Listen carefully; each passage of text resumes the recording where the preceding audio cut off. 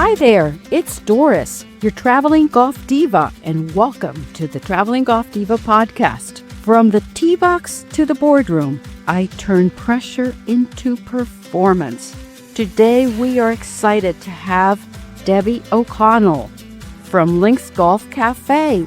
Hello, divas and gents, and welcome to the Traveling Golf Diva podcast, where golf meets travel, lifestyle, and unforgettable adventures. Here's your host, Doris Muscarella. Welcome, Debbie, to our podcast. Well, thank you so much, Doris, for having me. I'm really excited to be here and connect with your amazing audience. With all the divas. Wait, does this make me a diva today? Oh, absolutely. So I'm a diva, right? Being here? You are a diva. We're on a mission, as I said, to help women all over the country, help them with their golf game, help them with their lifestyle, their fashion, and traveling, of course. So I have to ask, what first drew you to becoming an LPGA professional, shaping your path to becoming a mindset coach and speaker? I have been a lifelong athlete. I grew up playing basketball as well as bowling and softball. And those were my three sports. My parents were not country club people. My dad did play some, and then occasionally my mom would play. When I was a teenager, I played a couple rounds of golf, and I, never took a lesson. I'm athletic, so I could hit it, usually sliced it off of the, into the woods and things like that. But I had fun with it, but went on to play college basketball. And after my junior year, I had gotten to know the golf coach. And she said, "Hey, I hear you play golf." And I said, "Well, I've been out there a couple times." And she said, "Well, come on out to the course." And I did. And I thought we were going to the driving range and we were going to hit some balls and she'd give me a few tips. But she said, "We're going to play." Ooh. And I looked at her. I said, "We're going to play?" I said, "Show me how to hold this thing. I have no idea." So we went out. The first tee shot, Doris, I crushed it down the middle. Seriously? And so much. One of the girls on the golf team was there. She said, "Coach, she's fixing to embarrass you." The way she said it, with "fixing to embarrass you," I'll always remember that line. Anyway, I went on and, of course, golf, and lots of bad shots, lots, some good ones. She said, "Come back tomorrow." She started working with me and then invited me to play in a college golf tournament. Oh, my God, the pressure. She said, "It's the best 5 scores out of 6 players. We only have 5 on the team right now. Why don't you come and be our 6th?" And I knew nothing about golf. Like, I didn't know rules. I didn't know anything. I said, "Do you think I can?" And I just trusted her. And she said, "Yes, come and do it." So I did. And I was literally the talk of the tournament because I did have a good looking swing. I didn't score well, but I had a good looking swing. And then from there, once I graduated after my 4 years of college basketball, I decided to give golf a shot. I had a coach who said, a pro, he said, "Come and help me at the course. I'll teach you and let's see what we can do." And that's how I actually got into golf. And then when I met other LPGA professionals, they had suggested, "Why don't you also be at the time it was called teaching and club professional. Now we're called LPGA professionals." And then my career started from there. Oh, that's amazing. Let me tell you, if I was asked, or even now, I learned how to play golf later in life. I'm not the best golfer, but I get the jitters when I have to do tournaments. And we do tournaments all the time. But for some reason, I don't know. And you were very brave to do that. I have to commend you. You were named out of the 50 best women teachers in America. You have over 35 years of experience empowering players and leaders. Looking back, what was a pivotal moment early in your career that sparked your golf positive philosophy? There was one day I was practicing on the driving range. And I had been new at the game, and kind of what you shared, was not very comfortable really playing golf with other people. Once I got through the college experience, then I realized that the more I played golf, that this is really a challenging game. And then I started to put expectations on myself. And this woman was walking towards me, and I looked up and I recognized her. And she continued, and I said, "Oh my gosh, she's walking towards me," as I was practicing. And I kept putting my head down and hitting balls. And she walked right up to me, and I said, "Hello, Miss Gibson." It was Althea Gibson. And it was about the time she was if you don't know her, look her up, an amazing tennis player, set all kinds of records, broke the barrier for women and with, of color in not only tennis, but then in golf. She was the first African American to play in the LPGA Tour, and she had played out there, and then she was working on her game to make a comeback. And she said to me, "Do you have a game today?" And I was so afraid, fear of embarrassment, fear of, failing, not being good enough, being, her thinking poorly of me. I made some silly excuse that I was working on something in my swing. And as she walked away, my stomach sunk. I was like, holy cow, that was a missed opportunity to spend 4 hours with this legend, no matter how I played. Joyce. So that moment, I decided to say yes to opportunities and to be fearless in my pursuits, even if I embarrassed myself sometimes. Now, that doesn't mean I always played with confidence. And that's why I worked so hard on the mental game, and I went deep, deep, deep on my education, so much so I became master certified in neurolinguistic programming, timeline therapy. I've done coaching with Tony Robbins, his strategic intervention, John Maxwell coaching. So I have gone very deep in my education because I struggled with it. But that moment for me was a moment that it was one of those moments you look back on regret. And at the same time, I turned it into a life lesson. A lesson I love to share with people is to say yes to opportunities when they come along. Oh, I love it. I joined this group, and it is in Canada. It's called Get Vertical. I had her here on the podcast. And she said, Carrie Meyer says, on the other side of fear is where you grow and conquer. And I never forgot that. I learned how to play golf. I am not the best golfer, and I say it all the time, but I want to get much better. However, my mental game is what really sets me back. Okay, so I'm being transparent here. So as a top LPGA instructor, you've helped golfers of all levels shatter that mental obstacles. That's what I was just talking about, and play their best game. What are some of the most common mindset traps you see on the golf course? Well, one for you right now is stop saying, I'm not a very good golfer. You've said it twice, I think, at least since we've started this show. So one, take that out of your language. We all have to remember this. Our brain is always listening to us. And it does not judge what we say. It does not say, well, this is a bad thing to believe. I won't believe that. It doesn't do that. It's following your directions like a computer, like you're putting in the information and then it follows through. The biggest pull in our life is to make our outside world match our inner beliefs. And if you so strongly believe I'm not a very good golfer and you keep repeating it, your brain is going to make sure that's what your life looks like. That's what your golf game will look like.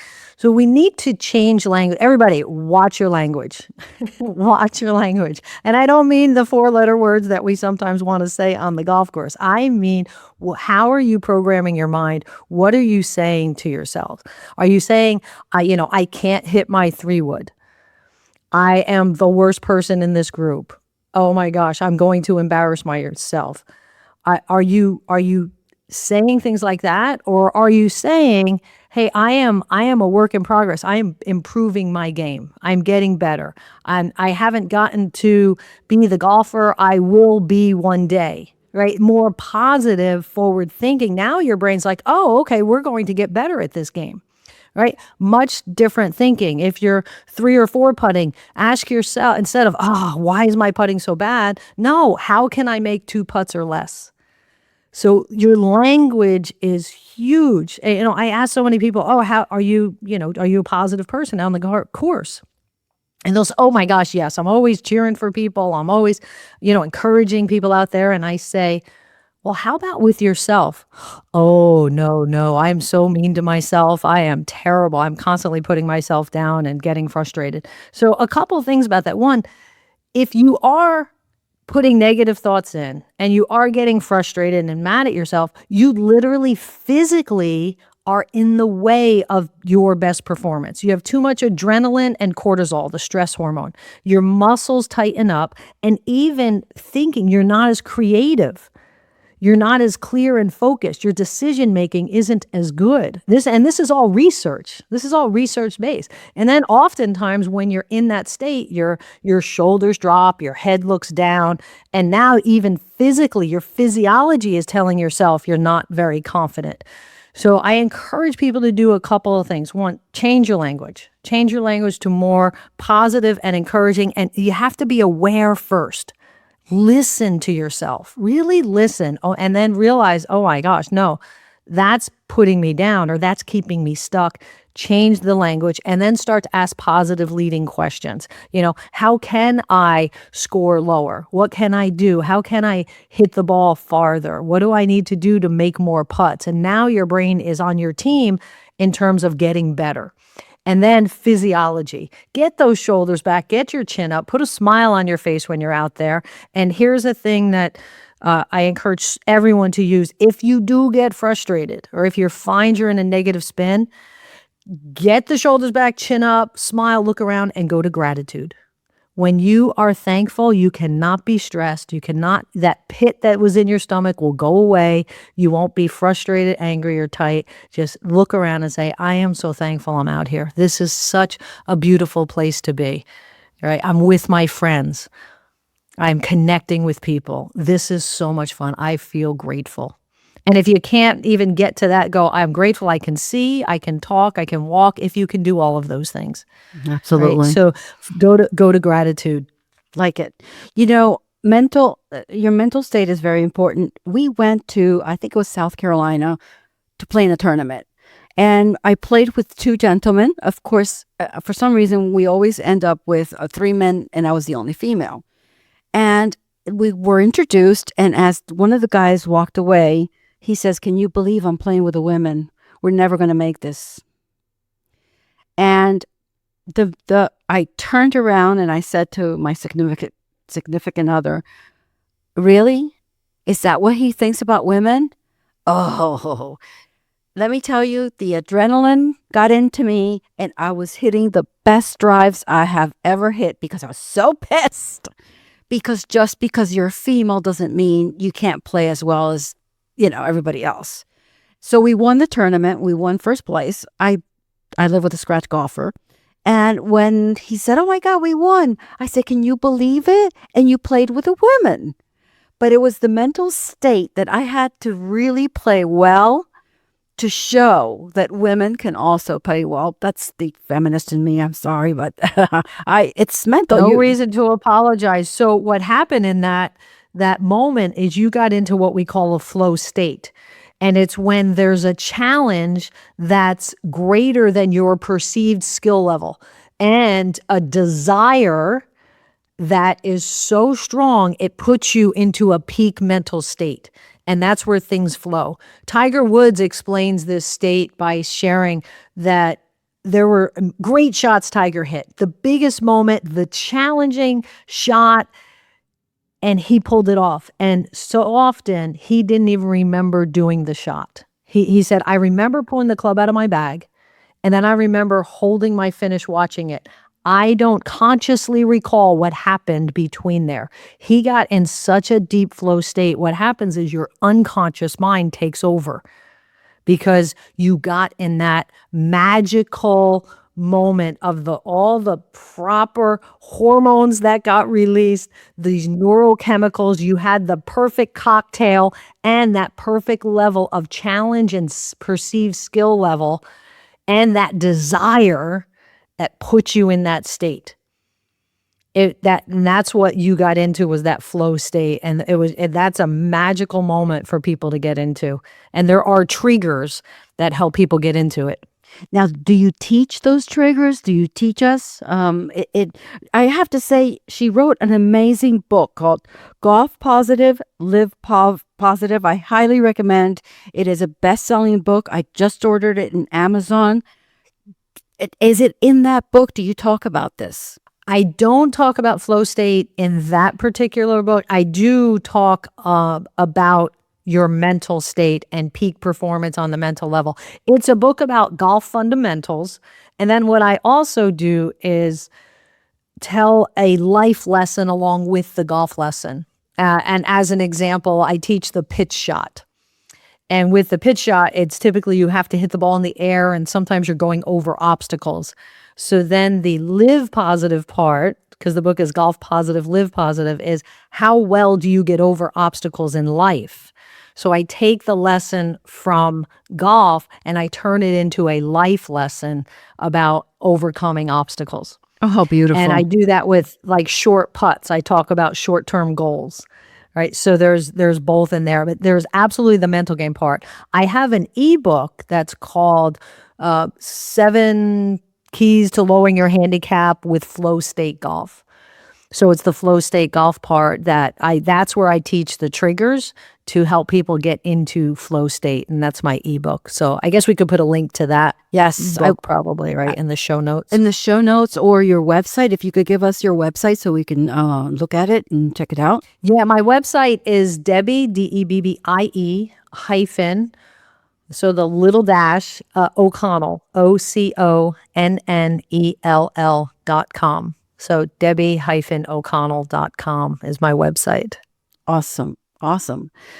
You've shared practical strategies like pre-round routines and conquering nerves in your session and media appearances.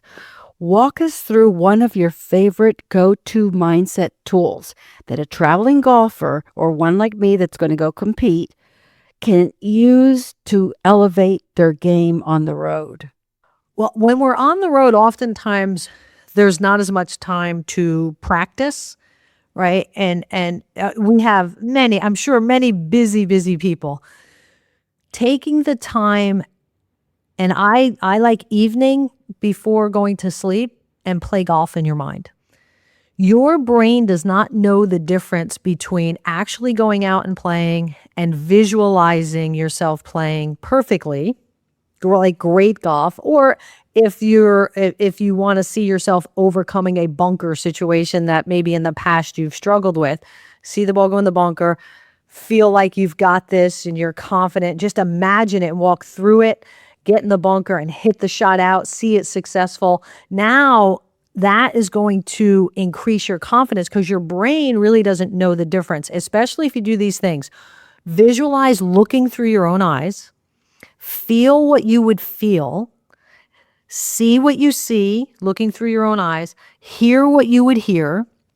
If there's a course and you're tasting hot dogs at the turn or smelling those, then smell and taste those or whatever it is that you might eat or drink. Make the experience as real as possible. And the research is concrete on this. When you're traveling in preparation, because I've heard people, and here's the other thing, stop giving excuses. Stop giving excuses. Don't be like, oh, I've been traveling, I've been busy, I probably won't play well today. Well, stop. Don't even say that. Right. Your brain is listening. And here's the other thing. If people are getting bothered by slow play and then that's their excuse for playing poorly, stop it. Stop it. Take the responsibility. If you are saying, my game fell apart because the course was so slow, you are disempowering yourself. You're giving your power away. When you empower yourself, you give yourself the responsibility. Okay, there's slow play. Ask the positive leading question. What can I do to keep my rhythm, timing, and tempo? Well, where you focus is huge. Focus on what you can control. Right. Stop focusing on what you can't control. So those are a few things. One is the visualization, practice mentally. Mm-hmm. Secondly, you don't give yourself an excuse. Right. And take responsibility for your own game. That's true. That's true. We played golf yesterday and we were waiting for a long time and we were like, okay, we lost our momentum. We're going to play terrible. It's like you said, what you think, that's all Debbie Downers that we should not do. I like that. Doris, can you believe it's called Debbie Downer and I am like the most positive people most of my friends know? Isn't that something? I'm like, how can my name be related with the downer part? But yeah, just saying that, like you're manifesting your future. Instead of saying, "Hey, what can we do? The course is slow." Have a great most of the people who play golf for fun are divas here who love travel and connection with people. You know, lose out on that opportunity to have a great conversation, Right. right? Or talk about something really positive in the world that you're grateful for. Look around, like what can you do? Brittany Lincecum is an LPGA Tour player who hates slow play. She brings Sudoku puzzles. Oh boy. So if it's really slow, she pulls out a puzzle. Oh, that is So she funny. distracts herself, and then when it's time to get back to the game, she takes her breath, she looks in, she does her pre-shot routine, and now she's playing golf again. That is amazing. Right. So you've got to think for yourself, what can I do? Because do you think you'll ever come across slow play again in your golfing Oh, career? absolutely. So Yes. quit setting yourself up for failure. No, Say, I've got this. I've got solutions. that is so true. And when I went out there yesterday, the day was absolutely gorgeous. I'm in Delray Beach, Florida, sunny, beautiful, and I'm like, this is better than Xanax. You know, your Xanax, it calms you down. It is so serene and quiet and beautiful.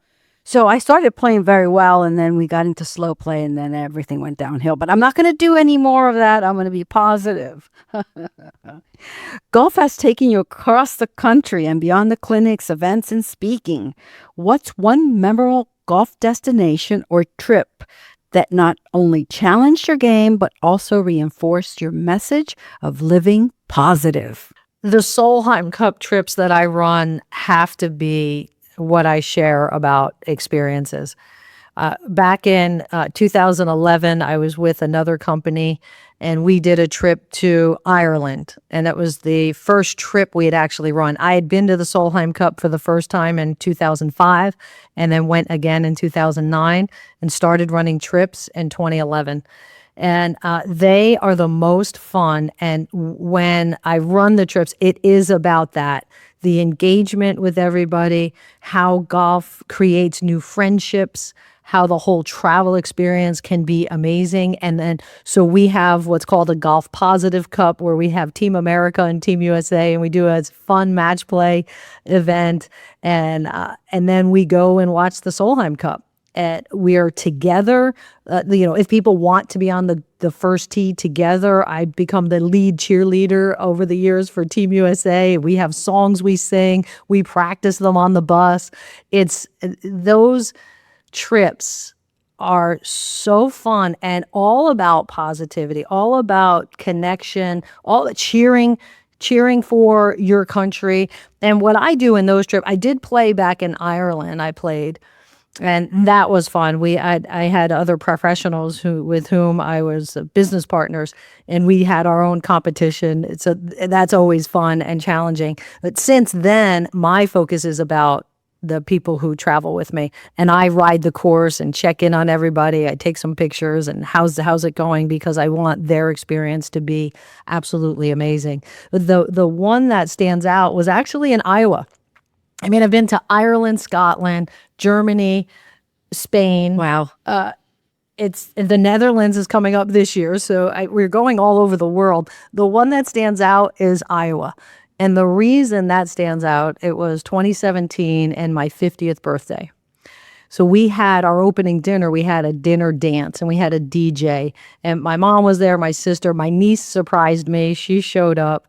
And it was a fabulous night. And ever since then, I always get a DJ and we do a dinner dance for our opening, and we're all dancing and having fun. Again, I think music is something that lifts up people. Yeah, absolutely. And when you can share the time on a dance floor, you can share dinners together, share bus rides, and really get to know people. I love the term quality time. We call it Q time. I look to have Q time with people. So it's not just, hi, how are you? How's life? Blah, blah. Oh, gotta go. It's really good quality time. And we get to share that on these trips. And then the common purpose of rooting for Team USA, all dressed up in our red, white, and blue, putting tattoos on our faces. Oh, that is so awesome. I would say, everyone out there, if you've never been to a Solheim Cup, get to a Solheim Cup.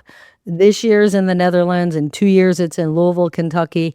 It's the greatest women's golf experience out there, for sure. I've been to numerous events, majors. I've been to it all.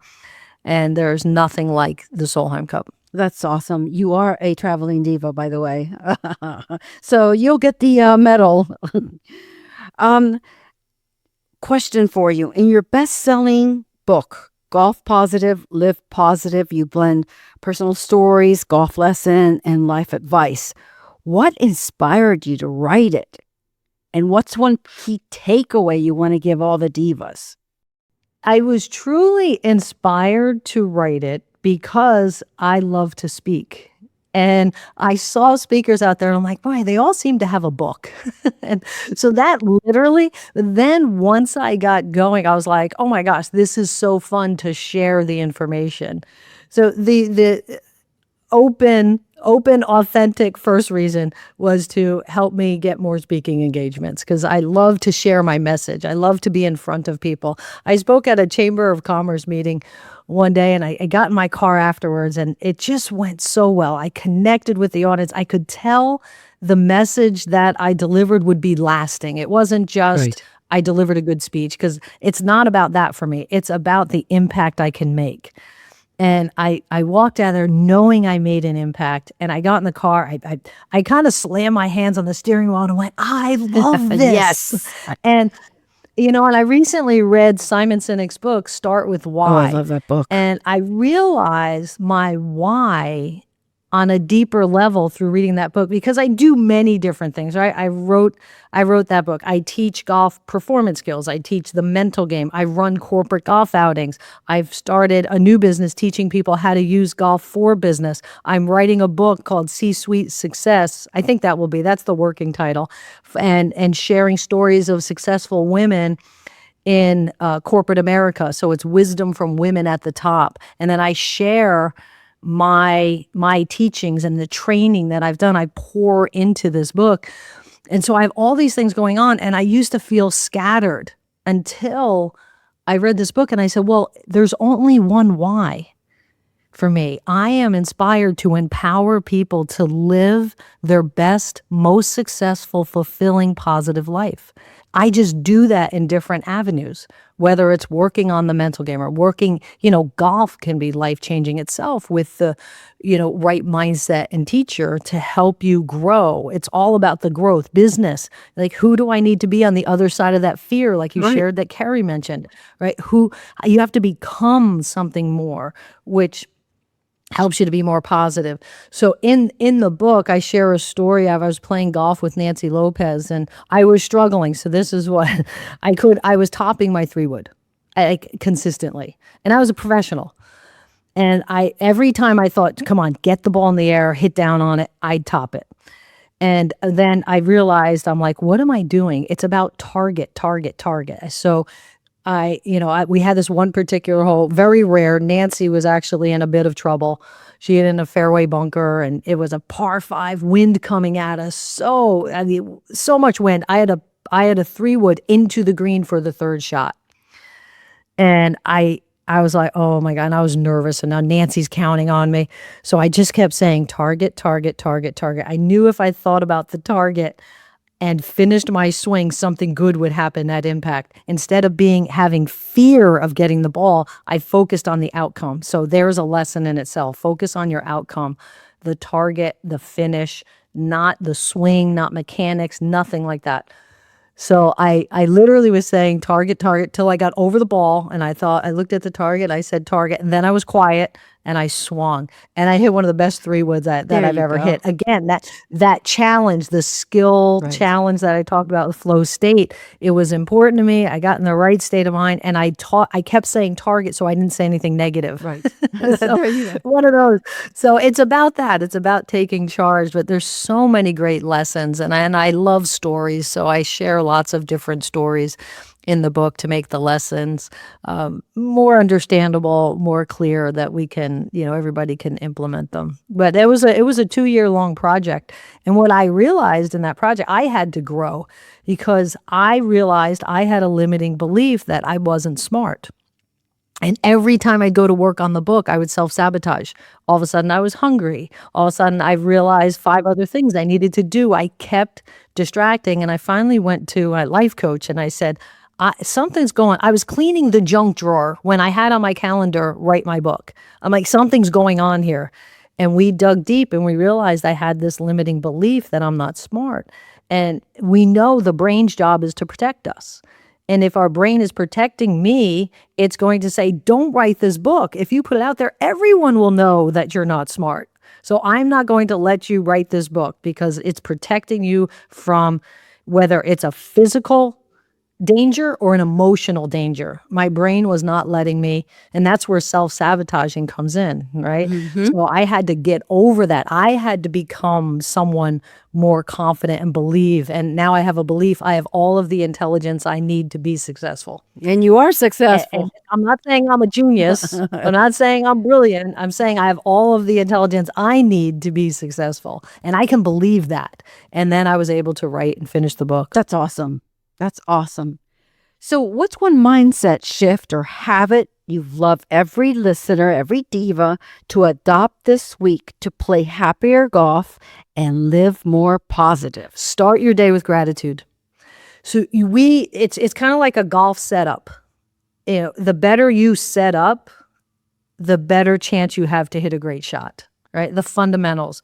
When you wake up in the morning, do not make your first move to your cell phone to read posts or news because you're again, we're giving our power away. Take charge of your mind. Set your day up for positivity and success. So I say, wake up. When I wake up, my first thought is, what am I thankful for? And I spend a few minutes on what I'm thankful for. I feel it. I feel grateful. I think of those things. And then I'll think about my day. And if I'm going to play golf, I'll actually get into a little meditation, take a few deep breaths, and then imagine the golf that I'm going to play that day. The most positive, feeling confident, comfortable. Like I said, looking through your own eyes, hitting great shots, picturing the end of the round where I always have an intention for the day, which is something I can control. Like, okay, I'm going to visualize every shot, or I'm going to take a breath before every shot, something I know I can control. So in the morning, with the positivity, I work on it. I'm going to play golf, so I'll set my intention for the day. And then you're ready. So no matter what happens, you've already primed your brain to search for and look for what you want. And you're seeing it, right? You're experiencing it, and set that up. I'm going to have a great day today. Yeah. And what does great day mean for everyone? Don't make it about score. We can't control it. I'm going to enjoy, I'm going to swing, relaxed, comfortable, balanced today. I'm going to smile before every shot and just picture a great day every day and ask for what you want. Not what you don't want. Ask for what you want. Ask for what you want. Absolutely. And you will set yourself up for an amazing day. That's awesome. On and off the golf course. In life and on the golf course. That is great. Debbie, thank you for bringing your infectious energy and wisdom to the podcast. What's next for you? Well, you just told us about your book. We want to connect with you. We want to buy the book. Can you repeat how they can get a hold of you? Yes. So if you go to my website, there'll be a free download of Golf Positive, Live Positive.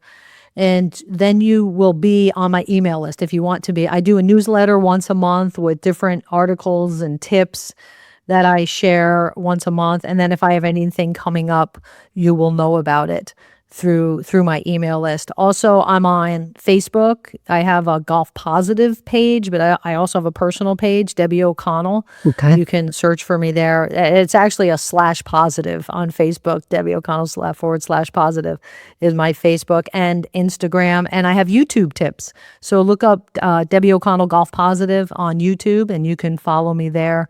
And I'll usually share things coming up. But I'll definitely share about the book. I'm planning on doing even more speaking, running more corporate golf outings, as well as teaching people how to use golf for business and doing retreats. I did a Golf Positive retreat a year ago, and it was fantastic. I enjoyed that. I haven't been doing much of that, but I'll do retreats for golfers in particular, as well as executives and businesswomen, maybe even C-suite retreats where we use golf to help grow leadership skills. So lots of great things around the horizon. And then with, you mentioned Links Golf Cafe. I'm an advisory to a franchise with indoor golf, and we're using that to help people use golf for business as well. There's podcast studios, there's boardrooms, and we're building those now. And I'm really excited about the possibilities there, and business golf, rainmaker workshops. So much going on. But again, it's all in my purpose. It's all in my passion and my why of inspiring and empowering others. By the way, that book, the Start with the Why, was amazing. It was a game changer for me. Great book.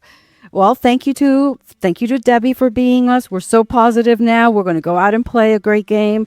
Thank you for joining me on this journey today. I am Doris, your traveling golf diva. Until next time, keep swinging, keep traveling, and always add a touch of diva flair to your game. Subscribe to our monthly newsletter, share on your social media, and visit our website. We are having a giveaway. Check out our website. Thank you so much. Thank you, Debbie. Thanks for listening to the Traveling Golf Diva podcast. Be sure to subscribe, share, and follow. Find the Diva on Facebook at The Traveling Golf Diva and on Instagram at The Golf Diva. And be sure to visit the TravelingGolfDivaPodcast.com for more inspiration. See you next time.